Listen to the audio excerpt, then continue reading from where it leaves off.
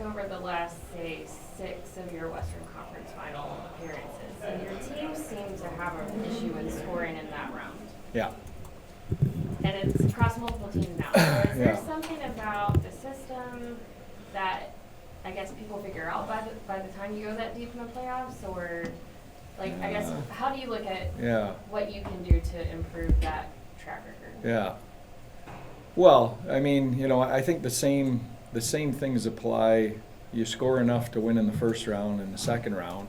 You know, there's no change in the third round other than the teams are better. And there's less room and there's less time and everybody's dialed in. So, you know, I don't think there's a thing where a switch goes off in the third round. I just think you're down to the tiniest of margins. Sometimes the other team's better. Sometimes they're, you know, a lot of times they're tighter, they're better defensively, you know, they're getting better goaltending or they wouldn't be in the Final Four. So I think they kind of, you know, go hand in hand. And that's why a lot of those games are, you know, 2-1, 3-2. They're tight games. So there's always things you look at. I mean, I think in general, you know, we didn't score enough in the playoffs like we did in the regular season. I think when you talk to scouting reports from other teams on us, you know, I think they considered us a rush team. Got a lot of offense off the rush. You heard that consistently. And the reality is in the playoffs, you know, rush dries up.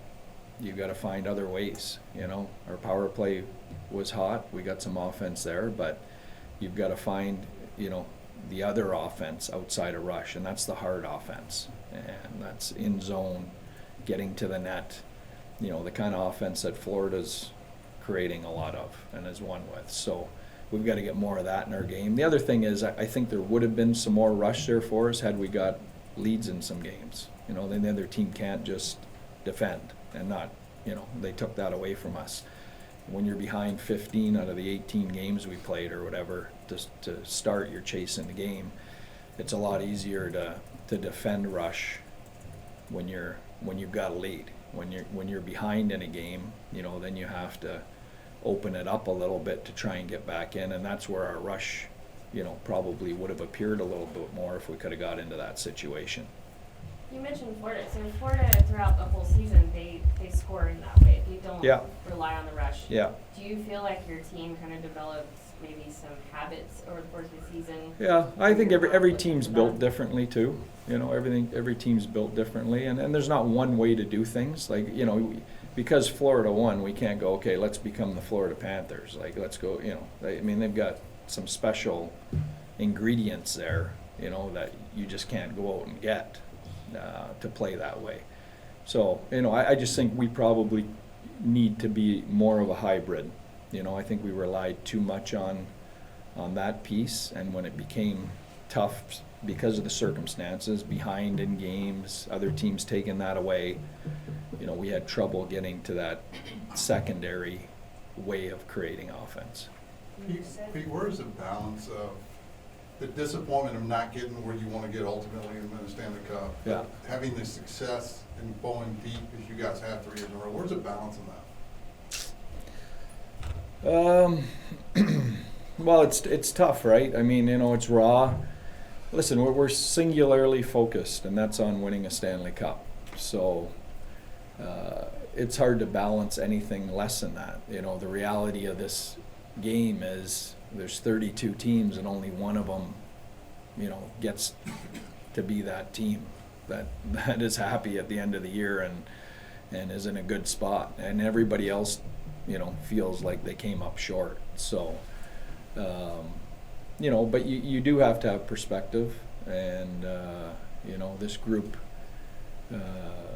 faced a lot of adversity this year with injuries and different things thrown at them, and they found a way to have a really good regular season despite that. It didn't go off the rails.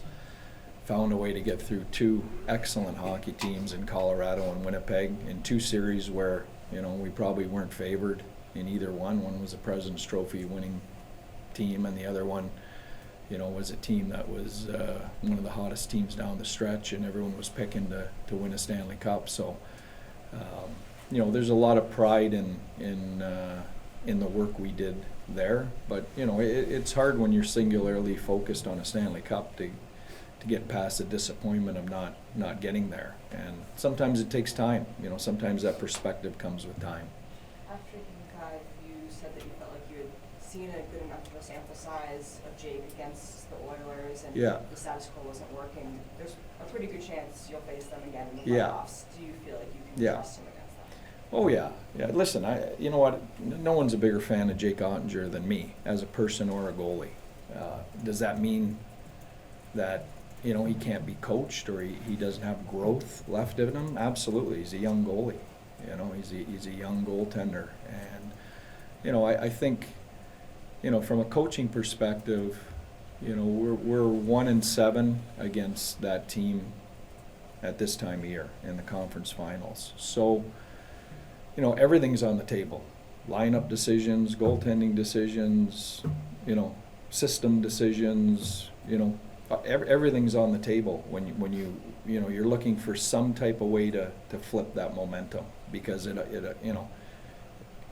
it's not a small sample size. 1-7 is not a small sample size. So, but that's not just on Jake. That's on our entire group. I mean, we scratched veteran guys in order to try and change that. We moved guys up and down the lineup. We switched lines.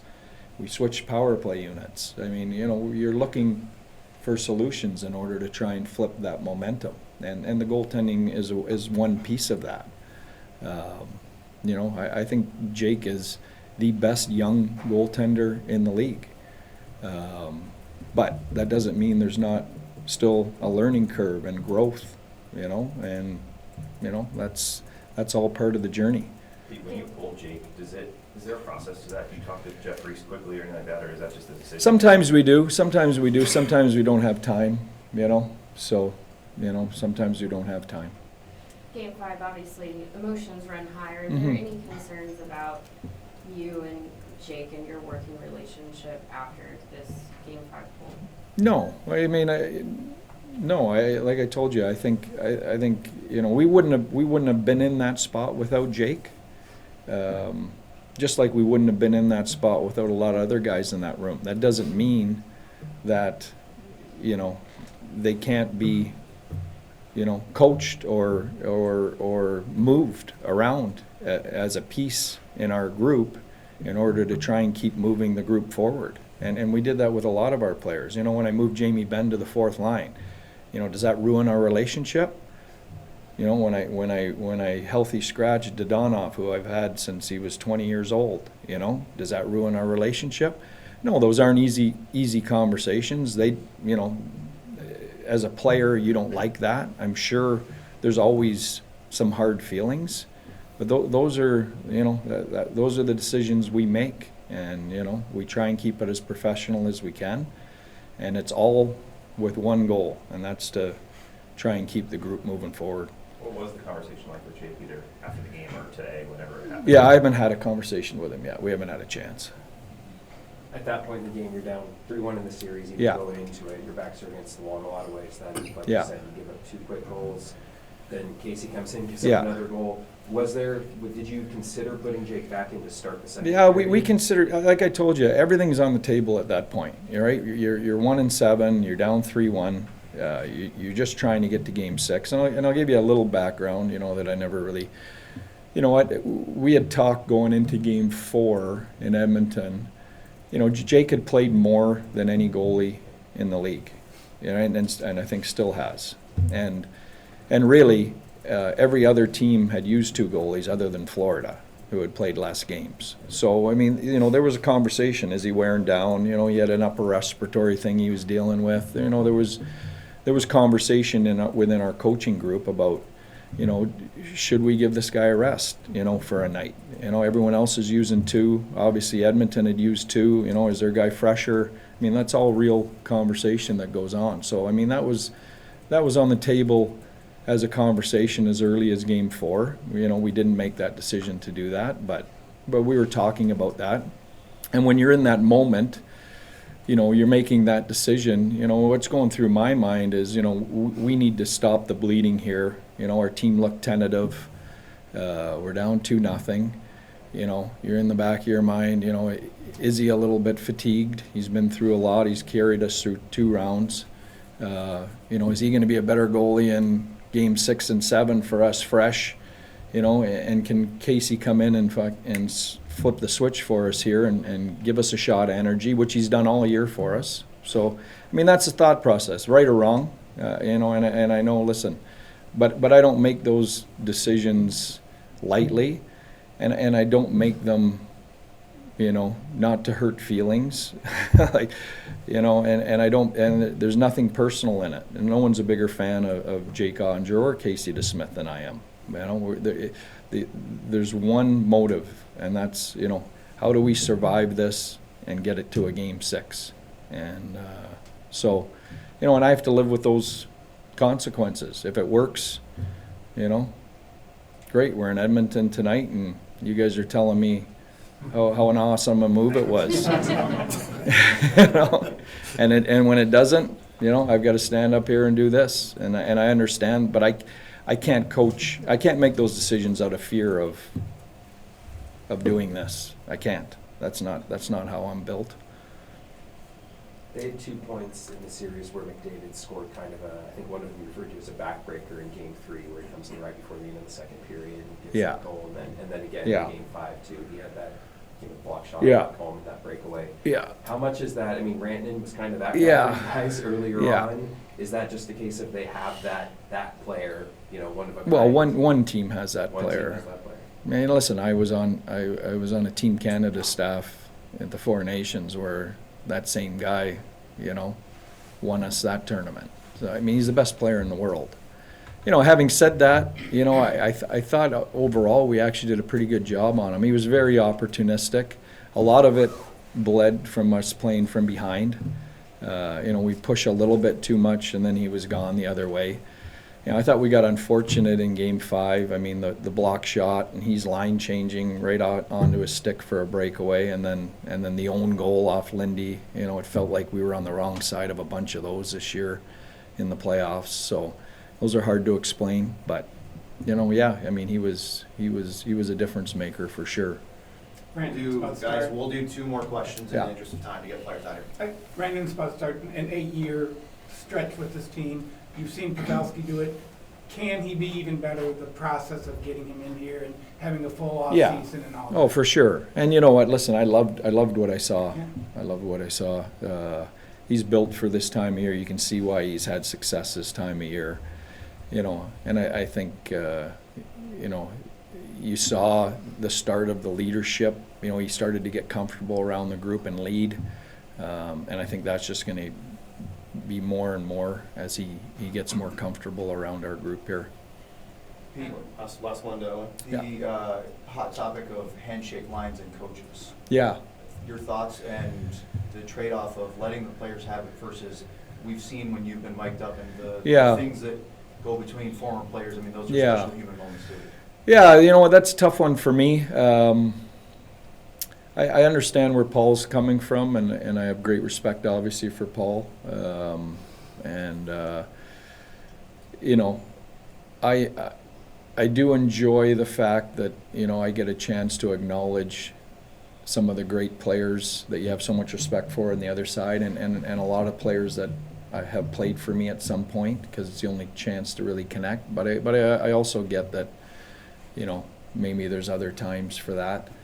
The whole mic thing, I think, plays a part. I'll be honest with you. Some of that is, I'm not comfortable really comfortable that all that's out there. A lot of those are personal messages amongst us that I'm not sure should be out there, as much as everyone loves the 24/7 behind the scenes stuff. I'm not sure. So maybe it's better we don't put ourselves in that situation where all that personal messaging is going to be out there. Leah, go ahead. You had another one? You remember what it was? Thank you. Jamie Benn, I know that Yeah. his future is kind of up in the air Yeah. at this point, and he had said last game he hadn't made any decisions, but what does it Yeah. mean to be able to coach him? Yeah, a phenomenal experience. I'm praying Jamie Benn's back. One of the best leaders I've been around. I can't tell you how he, I can't do enough service to tell you how he led even though personally, his own game wasn't in a great place, he wasn't playing a lot, he was in a totally different role than he's ever been in his career, it never affected his play or his leadership, and that's the ultimate test of leadership. It's not when things are going your way and you're playing all the time and you're contributing. I think it's easy to lead in those situations. I think the true test of character is, when things aren't going your way, but you can still find that inner strength in order to lead and message the right things, even though inside, your own personal space is not in a good space. So that's the ultimate testament to his character and captaincy. One last thing, are there any injuries you can share? Jim will fill you in on all that. All right, thank you. Thank you, Jamie. Tough end of the year, obviously, for all you guys. Pete was mentioning just before he came in here about your leadership, even having to play kind of a little bit of a different role in the game. What was this playoff run kind of like for you, being in a little bit of a different position? It's different at times, difficult at times, but the playoffs are all about team first and making sacrifices and doing what's best for the team. And as my role changed a little bit, that was my mindset, is this was what was best for the team, and it was my job to just go out there and try and do my job and do it the best I could. After Game 5, you said you haven't made any decisions about your playing future. I guess, what are the considerations that go into whether you're prepared to go into another season? I'm going to go into the summer planning on playing next year, and prepare like I do every summer, like I'm going to play.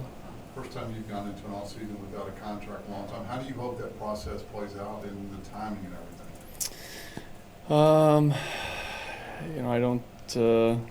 I don't know. It'd be interesting. I'm looking forward to it, to be honest. I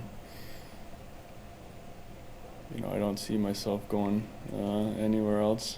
This is all I know, so hopefully we can get something figured out, and then I don't have to answer these questions. You and Jim had both said before the season the focus was on winning, and we would talk about it afterwards. So I'm assuming none of that has changed. Yeah, no, that's that's the goal around here. It's all about winning, and I think now we've been to the same spot 3 years in a row, and it's about how can we make that next step, to get into the finals, because we're tired of losing in the Western Conference Finals. What would it mean for you to be able to have your entire career here, drafted by this team? You grew up here, basically. What would that mean to you to be able to? A lot. Like I said, this is all I know.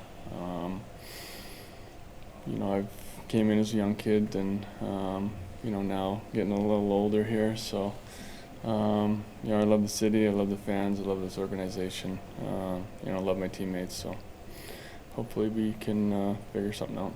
You seem focused game to game whenever we talk to you. How hard is it to try and say, this is what happened over the last 3 years, this is what we need to change? Are you a part of that, as far as saying, this is how we do things different going forward? I think communication is, such a big part for a team, our organization. We're always trying to get better around here. So there's going to be, definitely some internal talks of, what we need to do to get to that next step. Do you feel like, you've been to the Western Conference Final 3 years in a row, but do you feel like you're getting closer to taking a step, or do you feel like maybe there's another gear that you guys need to find? There's obviously needs to be another gear, because we haven't, took that step in 3 years. Obviously we don't want to take a step backwards, and we haven't been doing that. So it's, what can we do to make that next step now. And I think it's on us as players to talk about it throughout the summer, make sure we're all doing the right things over the next couple months here to make sure we do take that next step next year. Jamie, you've been through plenty of long seasons, playoff runs with this group. This one had a lot of ups and downs with it. What have you learned about this group? Not only just through the playoffs, but probably all year. It was a fun group to play with. We had a lot of fun this year, and we're resilient. It seemed like every time we got pushed, we pushed back. Obviously, this last series against Edmonton, it didn't go our way, but we had a lot of guys dig in and take on bigger roles. That helped us win a lot of hockey games. Pete said he liked what Nico showed in the leadership department in the short time here. What have you seen from him? It does seem he's very effusive as opposed to the other Finns. He seems to be very vocal and kind of mixed with everybody. Yeah, he's a little different than the other Finns, in a good way. Yeah. I think it's never easy coming into a new team.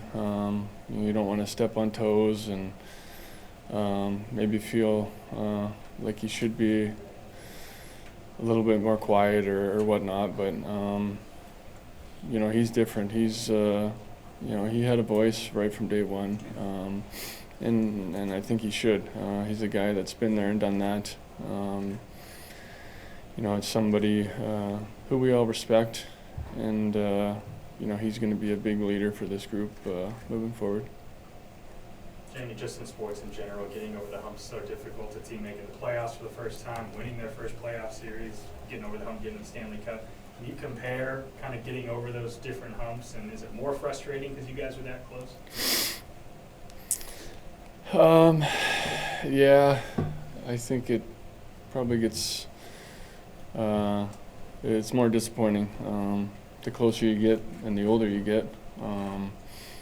I think you'd probably know the numbers. The first year we made the playoffs here, maybe 13, 14 or something.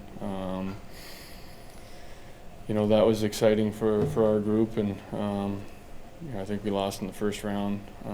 But it just puts a little fire in your belly, to wanting more, and winning is it's addictive and a lot of fun. It's hard work, but the more you win, the more you want it, and that's why when you get to this point 3 years in a row, and don't make the finals, it puts a fire in your belly, and you just want it more. Jamie, can you talk about your relationship with Pete DeBoer and how you've grown with him as your head coach? Yeah, it's good. Pete's been a great coach, for this team, and I got a great relationship with him. I think, head coach captain relationship can sometimes be a little different than other players because there's a lot of communication going on. Trying to get feels for the room and the guys, and we've had a great relationship, and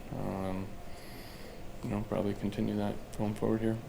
Pete has said, and other players that have been in this room and then moved on have said that you're one of the best leaders in the league. When you hear praise like that, what does it mean about, I guess, your legacy here outside of just the winning aspect of it, but just what influence you've had on this organization over your time? I just try to lead by example, by doing the right things all the time. I got to learn from a lot of great leaders and older veterans. Got to learn from great people. I think it starts at the top with Jim Nill, kind of preaching to always do the right things, and I like to think I care about my players, and just try to guide them in the right direction. And you've seen the end of Brendan Morrow's time here, the end of Joe Pavelski's career, great leaders in their own rights. Is there anything that you've learned from them and watching how they handled the end of their career that's helped you as you navigate these kind of unknown waters now? Yeah, I mean, Brendan was obviously my first captain, and someone I clung on to. I wanted to be just like him, and I thought he was like a superhero. So I got to learn from him, and still do, still talk quite a bit. And then Pav, I think right till the very end, Pav was teaching, inspiring. He was such a good player, such a good person and leader. He really did a lot for our group, and obviously Wyatt Johnson as well. Kind of teaching him the ropes. Jamie, when you end a season, and like you said, it's always frustrating or disappointing when it doesn't end the way you want. This year's a little different. You go home and you have a wife and a child waiting for you at home. What's that experience? Mixing that frustration with also that part of life. Well, I think they say never take work home. That's something I try to not do, but it's hard sometimes. But a lot of fun, walking in that door and seeing my wife and kid, and trying to decompress from this game. When Pete pulls you in that game, did that moment surprise you, and how did you just kind of process how everything unfolded? Yeah, obviously wasn't expecting that to happen, but it was surprising. But the reality is, if I make one or two of those saves, then I'm still playing in the game. So the only way I'm looking at it is how can I get better from that? How can I make those saves that I made all playoffs? How do I make them in that game at the start of the game? Give the guys a chance to get their feet under them, and as a goalie, that's your job. So I got to do better than that. What's that experience like after that, having to sit next to, I think it was Ray Mm-hmm. Bavaro there on the broadcast? I know he talked about that. Yeah. That had to be a tough experience. Yeah, I was on the screen a lot more than I thought I should be. I don't know why they kept showing me. I'm like, I haven't moved in a half hour. So, it's just, it sucks. Like, it's embarrassing. It's, anytime you get pulled, doesn't matter if it's playoffs or if it's regular season, you just want to go right off the ice and crawl into your bed and not talk to anyone. So, especially in a moment like that, it's really embarrassing. Yeah. Pete said you were dealing with a little bit of an illness. How much did that affect you kind of throughout the playoff? I don't think very much. Yeah, just for the first couple games of the conference final, but I'd rather be sick than what some of these guys are going through. So just no excuse there. And then how was your balance? I know you love to play. How was your balance this year and in the playoffs, going optional skates and taking some days off when you felt like you needed to? Yeah, it was. This is as healthy as I've ever felt. I feel great. I feel like I could play 40 more games. So I think the Reeser and our strength staff, I think they did a great job of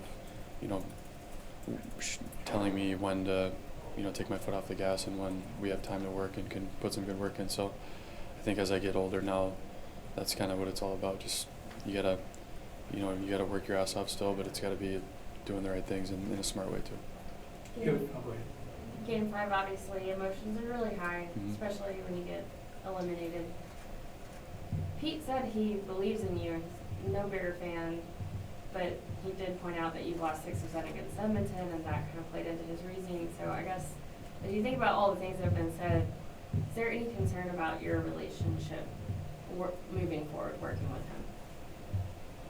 him? I think for me, it's just the whole experience. I think just I'm gonna learn from it, and it's gonna help me grow and be a better person, be a better goalie. My job is to stop the puck, and I feel like I'm one of the best in the world when I'm playing well doing that. So that's all I'm gonna focus on. There's no all the extra stuff's just extra stuff to me. So I just you know, if I go out there next year and I'm the best goalie in the world, it doesn't matter. You know, one of you guys could be coaching, and it doesn't matter. Like it's so yeah, just try to be the best I can be. Learn from the experience and go from there. Your position's a little bit different than the rest of the team, but how do you get to the next step as a team? Yeah, I think it's a good question. I think you know, we have it all in that room. So it's, and you know, the only thing I really can do is stop more pucks. So I think for me, you know, I played some of the best hockey of my life in the first 2 rounds, and I felt like I've done that the last 3 playoff rounds. But then it's, you know, that just shows you goaltending in playoffs. Like you play the best hockey of your career for 2 rounds, and then you don't have a great round and you suck again. So it's you know, how do I keep that going? Like how do I get over that hump personally? Whether it's, I mean, I didn't feel like fatigued, but I mean, as it gets going on, like how do you stay sharp that late into the season, that played that many games? So that's what I'm going to focus on, whether I need to, you know, skate more, skate less, train more, train less, kind of figure it out from there. But I think, you know, I feel like I'm like half of what I'm going to be one day as far as a goalie. So I think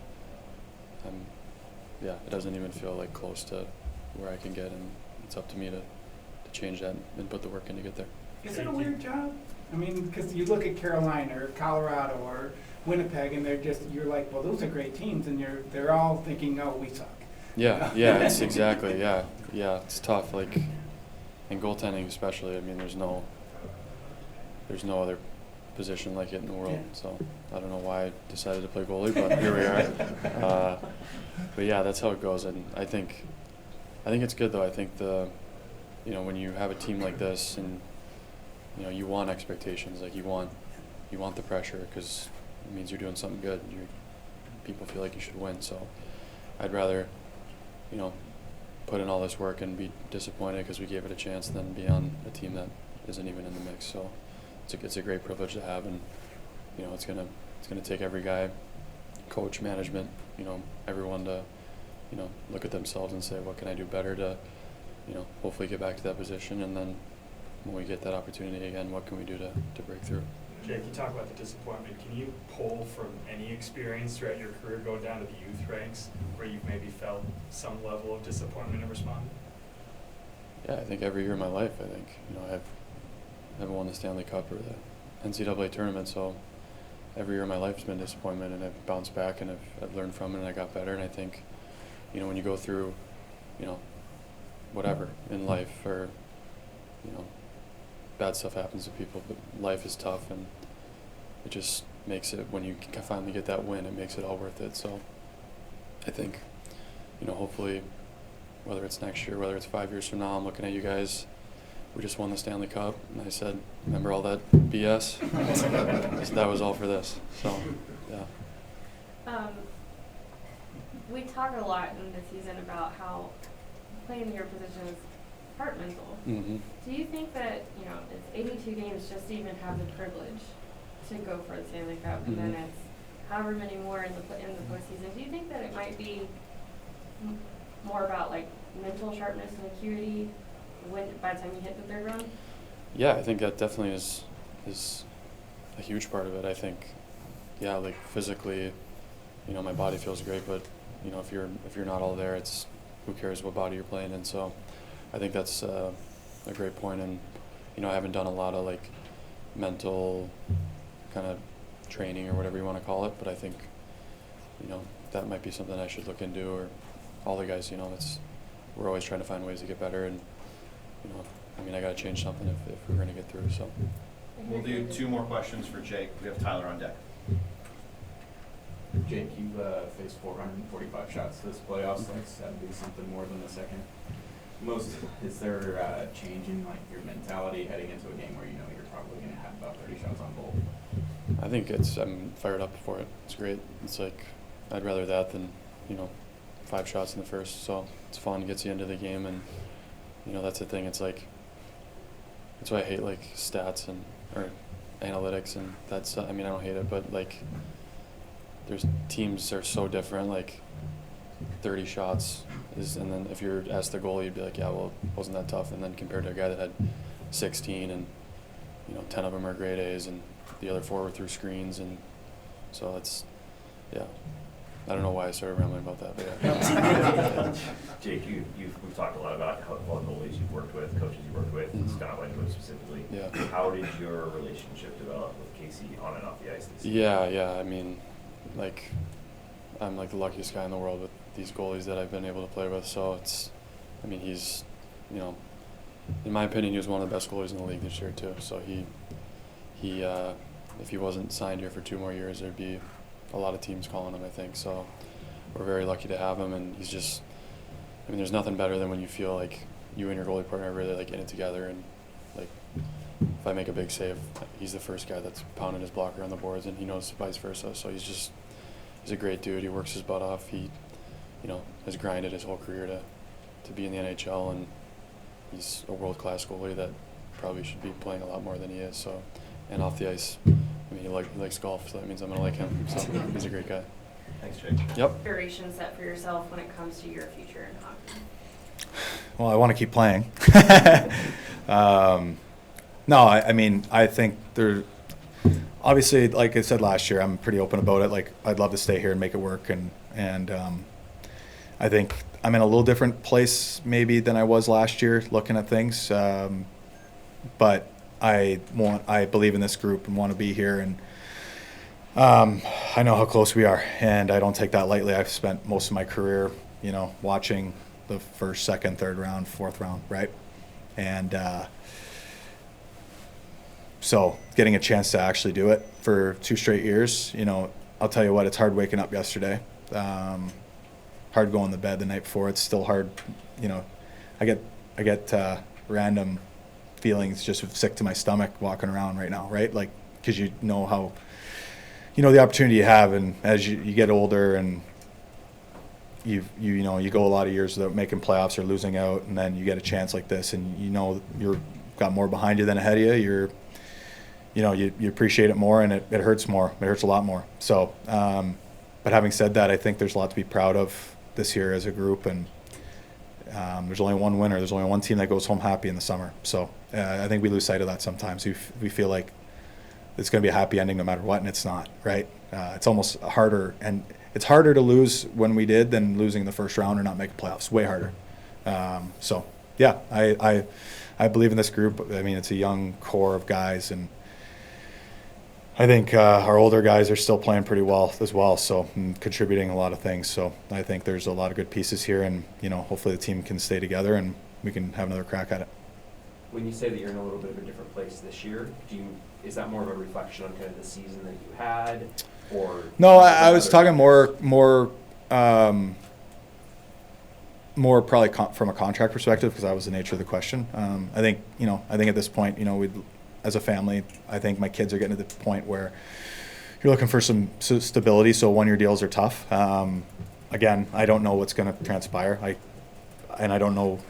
I'll have to wait and see what's out there, right? And I feel like I've hopefully put myself in a good position, and I've really enjoyed being here, and I think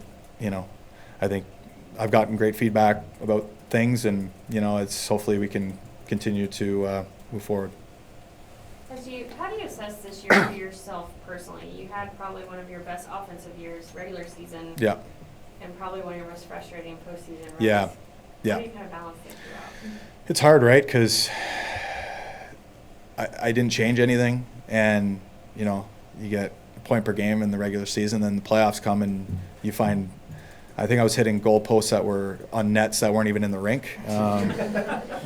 So it's hard. I just talk to coaches about it, and it's like, man, like, I think a lot of I talk about process all the time, because I think that's the most important word as an athlete. And I think it was pretty good. And I had, a ton of people reach out to me, and, I'm going home, I'm pulling my hair out, right? I'm going crazy because I want to help this team win. I want to produce. I'm counted on to do that.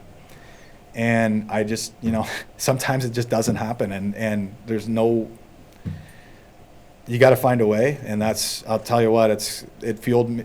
Losing and some stuff I was going through last year fueled me every day I walked in that gym this summer, and that's going to be on my mind. I won't, it was on my mind until game 1, this year. I know I like that motivation, and I think the way I look at it is what a blessing it is to wake up every day and have something to work towards like that, right? And I think the hardest summer I might ever have is if I ever do get a chance to win the Stanley Cup, you feel like you've had a perfect year because you won. What's that first day in the gym look like? That's a tough day.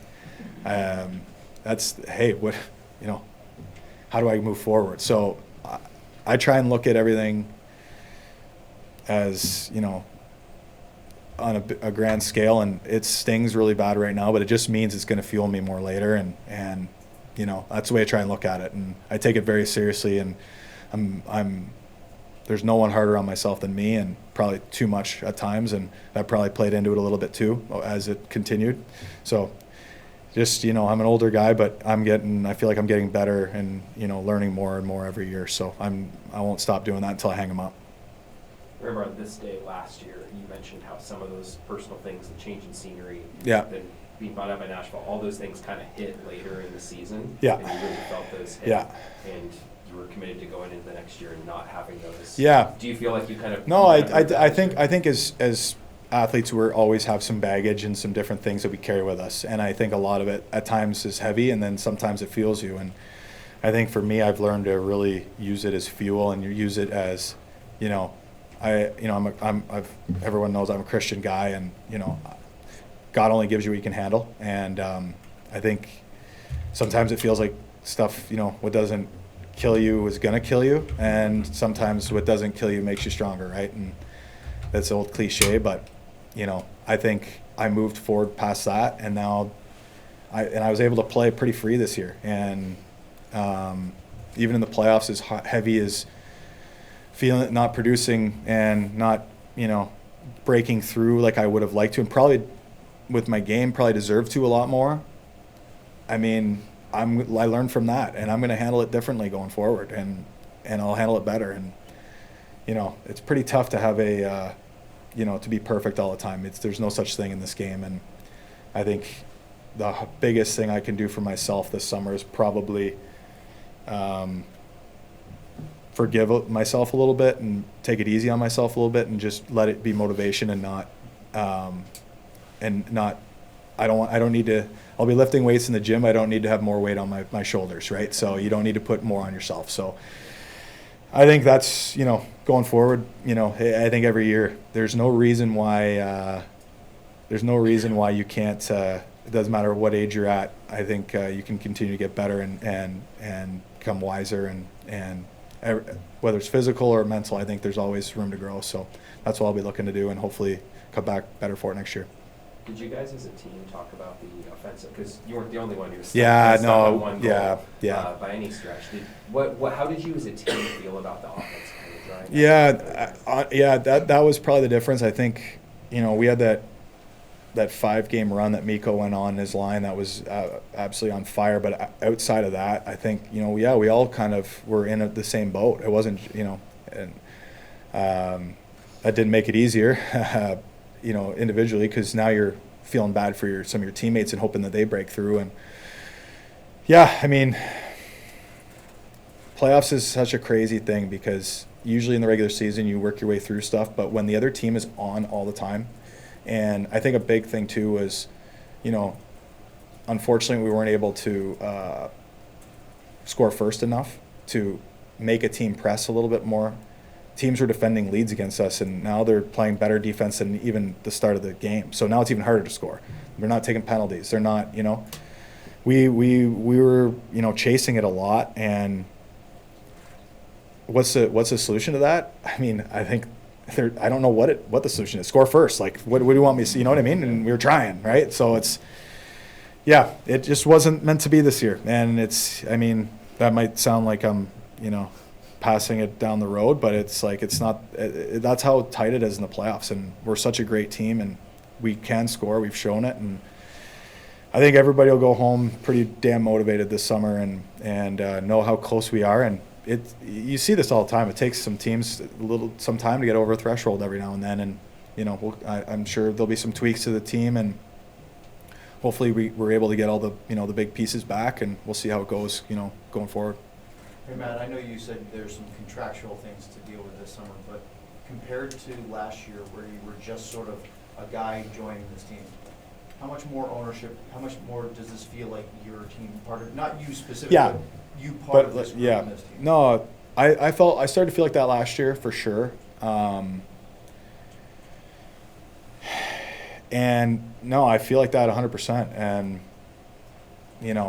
if I end up somewhere else, it'd be hard. I mean, because I'm a very I'm a relationship person. I love that's who I am, and I've made a lot of really great relationships here, and with the guys I feel yeah, I mean I definitely feel that way, what you said, and so hopefully I don't have to leave that, right? So yeah, I mean it's hard for me to answer all these about the contract stuff, because we haven't talked yet, and obviously I mean the trade deadline was nuts with the move we made, and I'll find out more coming up, but yeah, I mean I think you guys know my intentions, and hopefully it works out, but at the same time I got a young family that I got to it's amazing getting to this point in my life how a lot of my life has been about me and my career, and even my wife, she gets that, and that's part of it. And then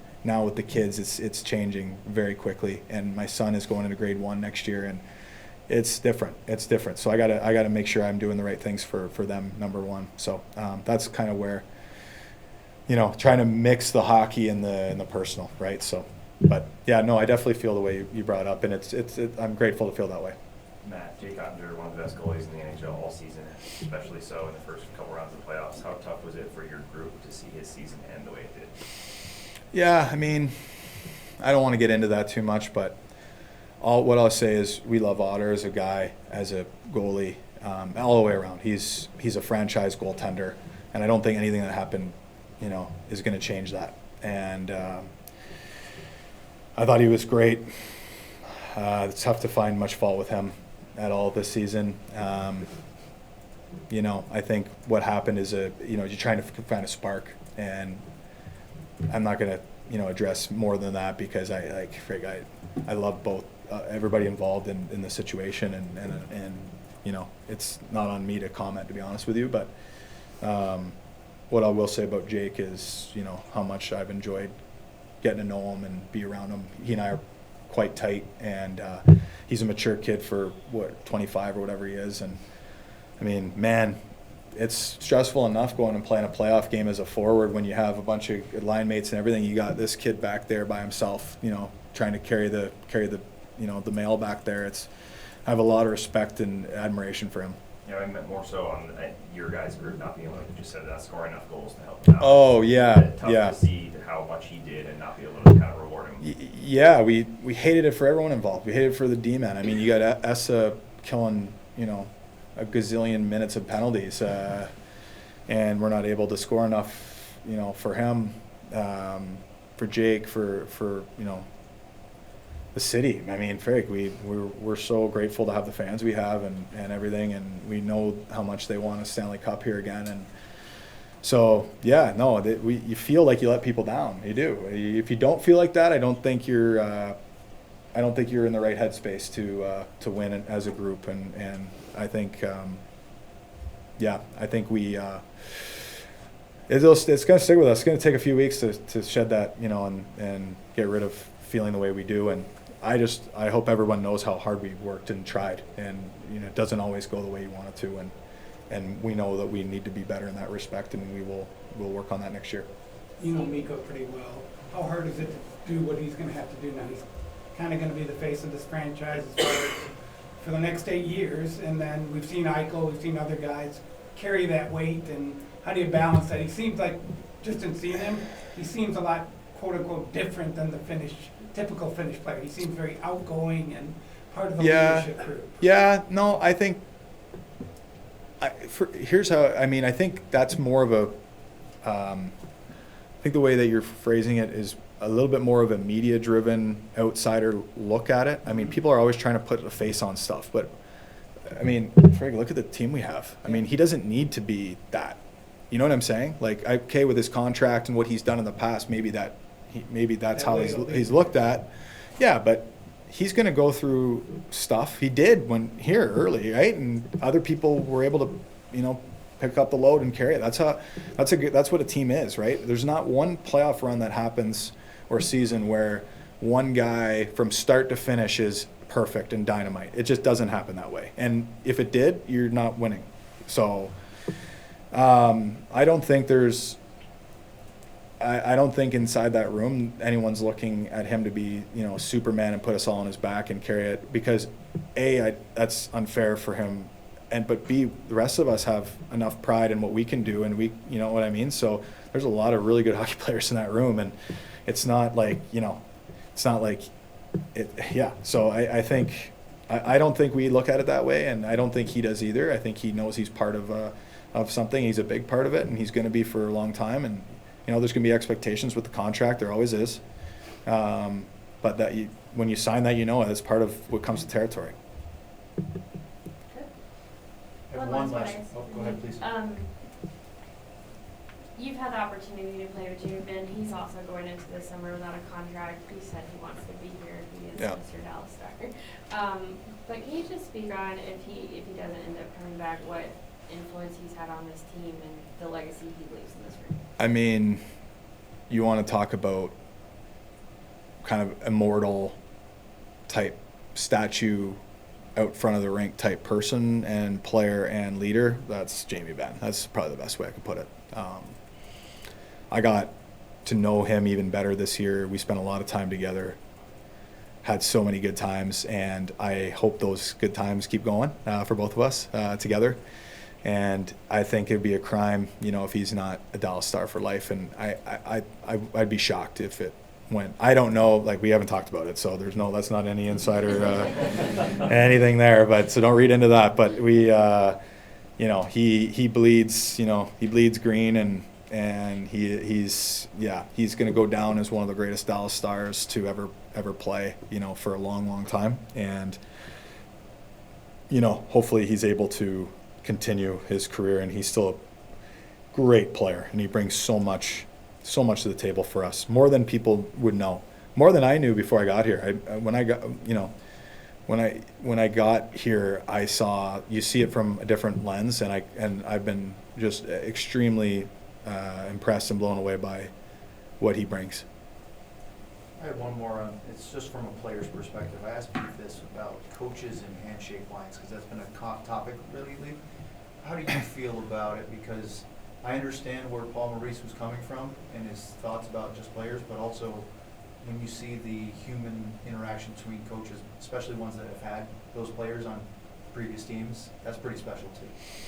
Yeah, I think it's great. I mean, it's the team, right? The coaches, we have relationships with guys maybe prior, like you said, like, I think there's a narrative, like, obviously people know Pete's narrative. I mean, you know, and where it's like he's been a great coach and has got teams to right near the end or to the end, and so guys root for it's. I mean, I'm sure he loves hearing guys say, "Hey, I'm rooting for you. Like, go get it." Like, you know what I mean? And when we're on the other side of that, you know, you maybe see somebody that you played with or played for at some point and get to.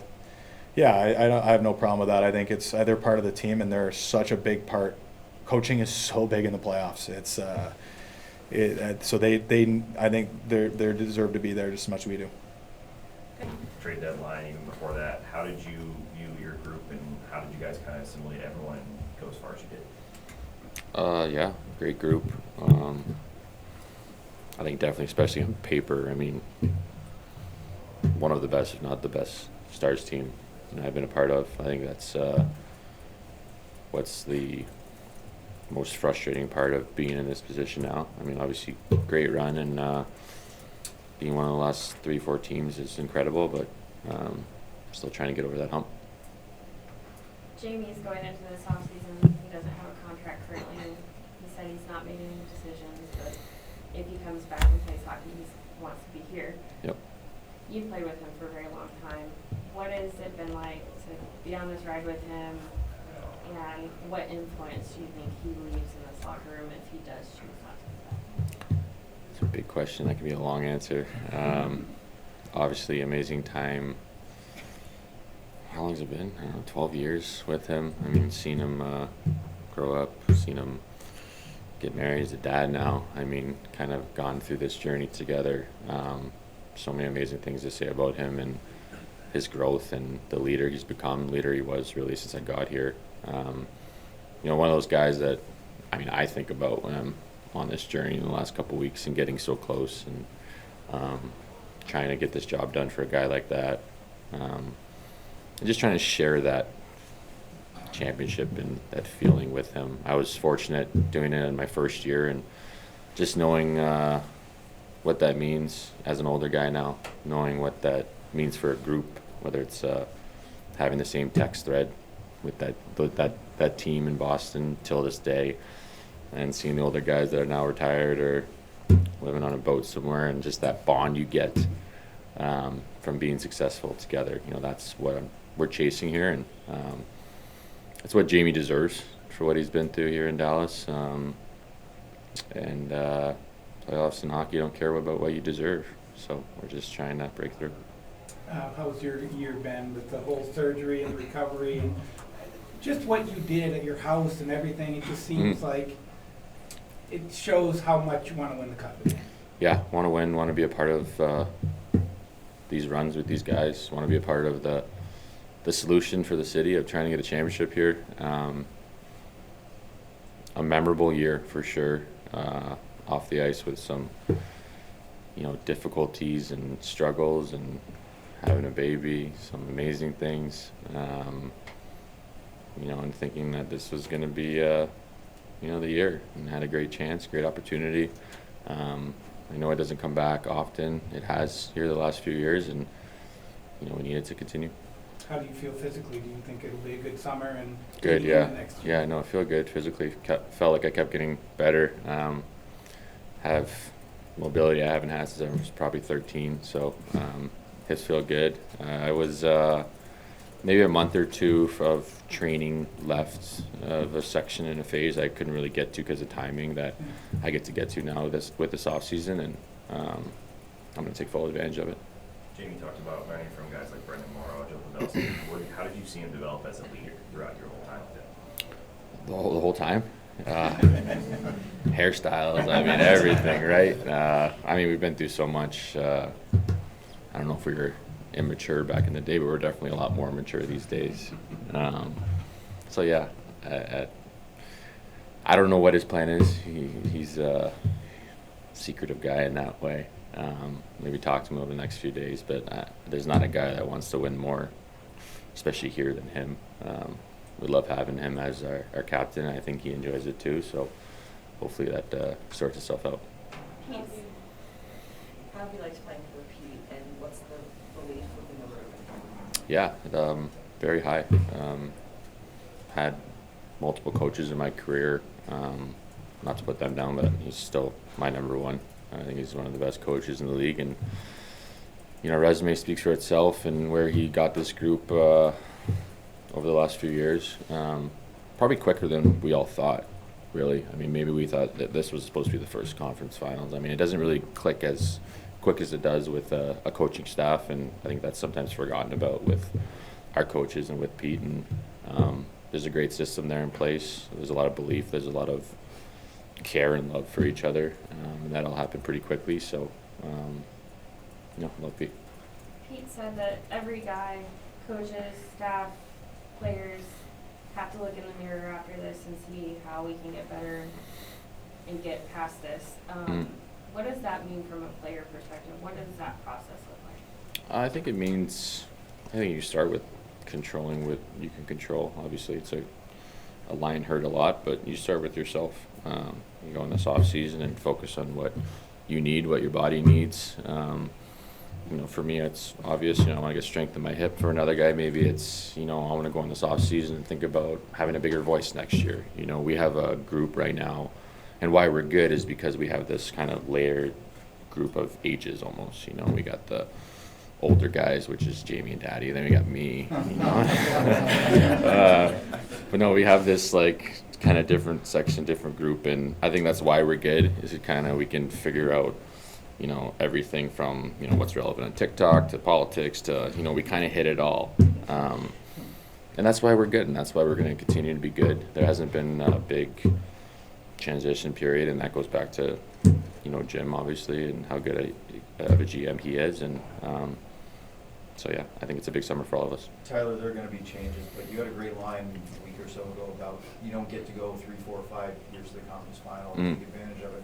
We need to, though. Do you feel like this group still is set up to do it again? 100%. I mean, for sure, I think there's going to be a few changes. There has to be. I'm glad that's not my department, but you know, I think as a player, we just always we trust in what our bosses are doing here, and we got to focus on what our job is. How can we get better? What can we learn from this year? There's things to learn from every year.